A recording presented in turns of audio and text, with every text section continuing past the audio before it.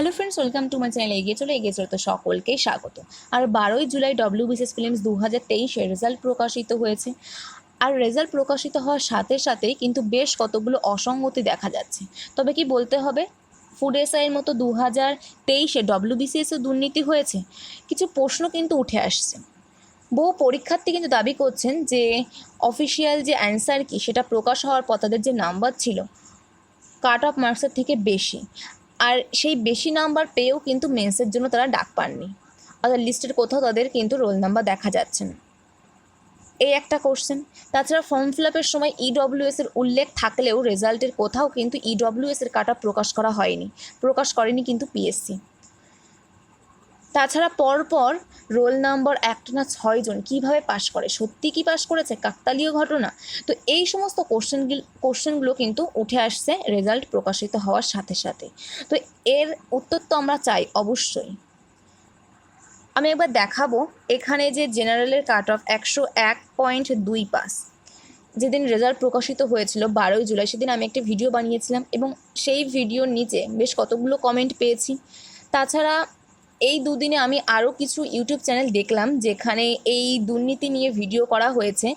সেগুলোর নিচেও কিন্তু প্রচুর পরীক্ষার্থী বলছে যে আমরা কাট অফের থেকে বেশি পেয়েছি, কেউ বলছে 107। একজন দেখলাম, একটা অন্য চ্যানেলে দেখলাম এসসির একজন পরীক্ষার্থী ক্যান্ডিডেট 105 পেয়েছে, তার নাম কিন্তু লিস্টের কোথাও নেই, তার রোল নাম্বার। তো এগুলো কি করা উচিত বা এগুলো কেন হচ্ছে, এর তো উত্তর আমাদের অবশ্যই দিতে হবে।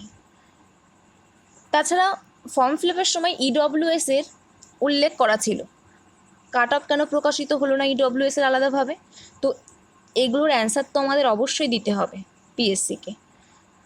আমি একবার দেখাবো পরপর রোল নাম্বার টোটাল 6 জনই পাশ করে গেছে। এটা কি সত্যি সম্ভব?